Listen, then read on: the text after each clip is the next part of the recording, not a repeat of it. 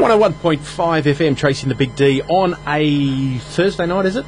It is Thursday I think night. it's Thursday night. It's been... Hey, guess what? Do you know it's nearly 5 years since we joined this radio station? I know, it's exciting. And do you know who left when we started? I think he spat the dummy. It wasn't our fault. I think he spat the dummy and said, no, I'm not. No, of course not. A man who's, is, in my opinion, one of Australia's greatest knowledgeable people as far as this industry goes, and equally one of the most passionate people.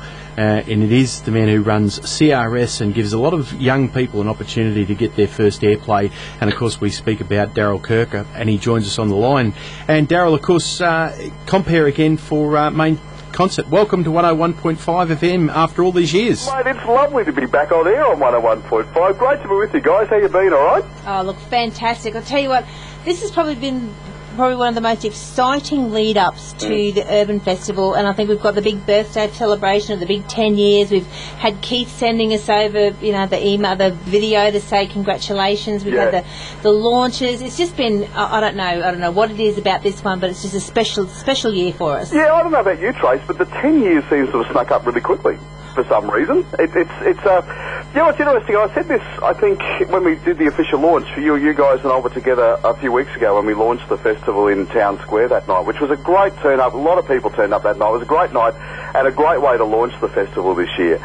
And we've seen it grow, haven't we, you know, over those whole 10 years. And I know for those of us like you guys involved in this industry pretty much full-time, it really has a lot of respect now amongst not only the artists but also the industry itself, which is just a testament to everybody who's had a lot to do with the festival over the last 10 years, in particular the council guys, the artists, but in particular the great volunteers who do just such a wonderful, wonderful job. So everybody working together has placed this particular event up near the top of the festivals around the country, which is terrific. And, you know, it is really hard to, and it was only pointed out to me the other day. I was talking with Lee, and he said, do you know, it's really hard to get festivals up and going these days. Some might last 12 months, some might last 3 years, but that's their lifespan. He said to get to 10 years, it's such a milestone and something that we should be really grasping onto and congratulating, as you said, right through from volunteers to organisers to people like yourself, to the artists and to the guys that come along and support the festivals. I think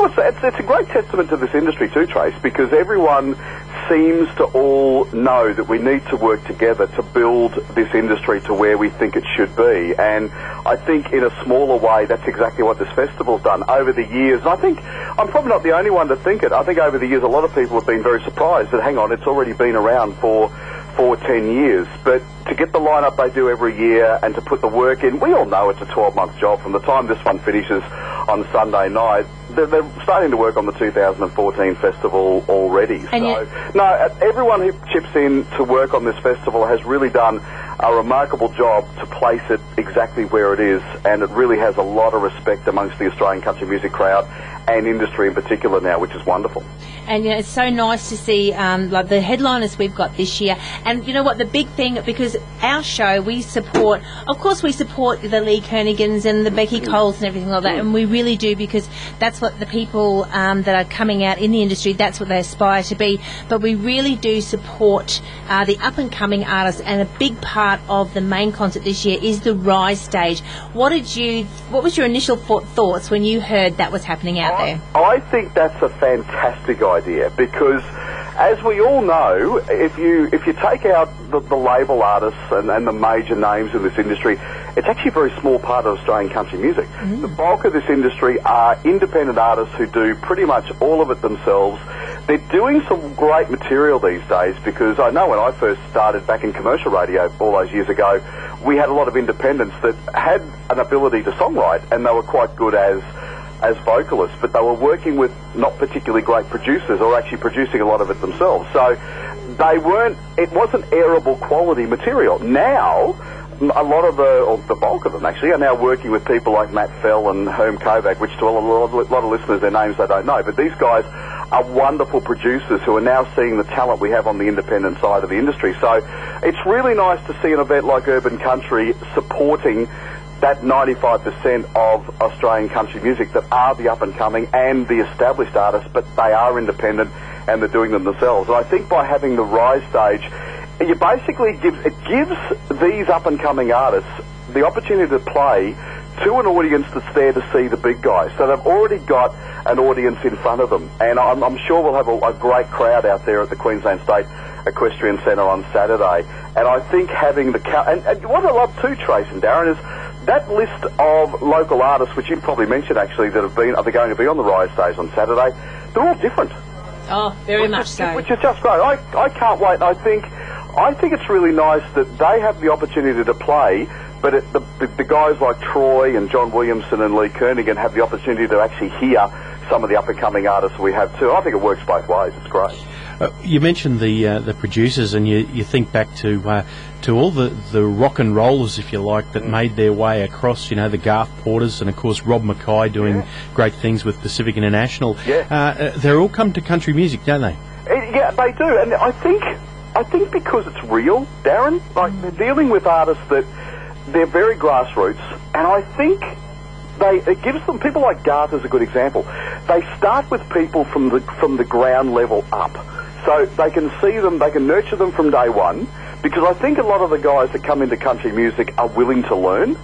So they're starting from ground up, so Garth Porter can see a new artist, work with them, and then hopefully some years down the track still be involved with them and see where they've actually come, where they've ended up in, say, 10 or 15 years' time. So I know dealing with a lot of up-and-coming artists like I do in CRS, they really are grassroots. They really do start on the ground level, but they're getting good coaching by people who are willing to work with them from that ground level. I think that's great about people like Matt Fell and Garth, and in particular you mentioned Robbie Mackay and Michael Flanders, who's the other part of Pacific International Music over in Nashville. They are doing some great stuff and are bringing out names of artists that a lot of people up until probably 12 months ago, like a lady that you guys play, I know, Adi Burgess, who's still one of the great voices in this industry. And thanks to people like Michael and Rob, they're bringing that voice to fruition so we can all hear them.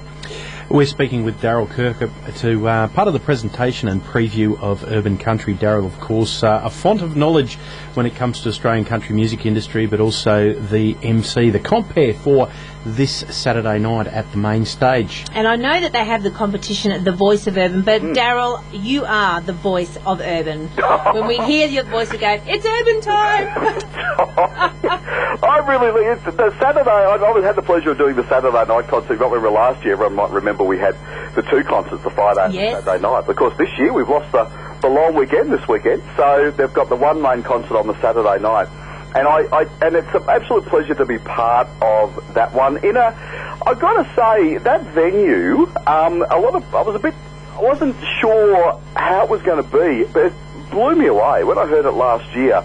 I know the artists were really impressed with it as well. So as a venue, that Queensland State Equestrian Centre, it just suits it extremely well, as does the village just across the road, of course, where the bulk of the whole everything takes place across the weekend. But no, it's been an absolute pleasure to be part of this one for such a long time. And as I said before, Trace, it's wonderful to have that opportunity to see it grow along with it too. Well, of course, Sunday night is the Voice of Urban. Now, you've seen a lot of Voice of Urbans come through. The Katrina Burleys in the past, Amanda Halloran, Jessie Davis, of course, a previous winner, and so forth. This Sunday night, I've got the pleasure of comparing the final down there at our sponsor, Centenary Lakes Function Centre. So I'm looking forward to that. One of the things that I think I'll have to take from your experience, though, if I make a blue, do I do one of Chelsea Basham's and just laugh it off? Just laugh it off, give yourself a whack on the cheek and keep going, Darren. That's what you got to do. And before we let you go tonight... We're all human. You know? Yeah, that's true. Yeah, but you know what? Darren's more human than some. Look, before we let you go, Daryl, I just want to personally say thank you very much for your support, because over the last 5 years, and okay, people out there that aren't quite sure, but yes, we did take over Daryl's show, and thank you very much for that. It's been fantastic. It's probably one of the best 5 years of our life as far as getting out and supporting the artists, and this is just a way that we can do it. But without your support over that period of time, look, we couldn't have done what we're doing today without your support, so thank you very much for that as well. Thanks, Trace. Absolute pleasure, guys, and as I said, I'm really proud this year to be part of the Voice. I sadly can't be up there on the Sunday for the final, but CRS again this year, as we did last year, We're going to offer a prize for the winner of Voice of Urban Country again this year. They will actually have a single released on CRS whenever they get their first song produced in a studio. So hopefully that'll, give them a kickstart and get their music out to the people who need to hear it. And hopefully we'll have another star in the future from Voice of Urban Country this year too, guys. How many stations currently are taking the CRS as a release? It's just under 400 stations. But well done. Congratulations. Just under 600 CRS CDs are actually distributed these days, Darren, every 6 weeks, along with the digital delivery. And actually I'm very proud to say that today we officially released to all the artists in Australian country music that CRS has just partnered with J Music Management, and that is people that within the industry might know Karen Andrews and Diana Bailey. And what we're now doing is part of the track inclusion that all the artists have on CRS. They actually now have a full 1-hour consultancy with a professional marketing company in music to actually every CRS artist now will be able to get a proper marketing plan together, a proper promotional plan together. They will have templates on how to do their press releases, how to organise radio interviews, because over the years independent artists are very passionate about what they do, but I've got to tell you, when it comes to following the distribution side, they get a little lost. It gets a little daunting for them. So what we've done, we've teamed up, so all the independent artists who use the CRS service now, which has been going 21 years this year, which we're very proud of, they now have a full consultancy as part of their track inclusion to give them the marketing and promotional tools they need to then market their material properly. So I'm really proud to actually have that now as part of the CRS service for everybody, so it's great. Well, congratulations. Fantastic. It's brilliant. Well, we started the segue. Let's let you end the we could talk all night with Daryl. Yeah, I know, but we've got to keep going. Chelsea's waiting to be played. She's got a guitar and ready to go. Seeing that we started the segue, would you like to end it and introduce Chelsea Basham for us? Yeah, absolutely. Chelsea Basham is one of the artists who'll be on the main stage on Saturday evening, and she really is one of the up-and-coming stars in this industry. She's doing great things at the moment with a fantastic song called I Learned the Hard Way, doing great things on the charts at the moment too. So if you wonder what the future of country music in Australia sounds like, this is exactly what it is. This is Chelsea Basham.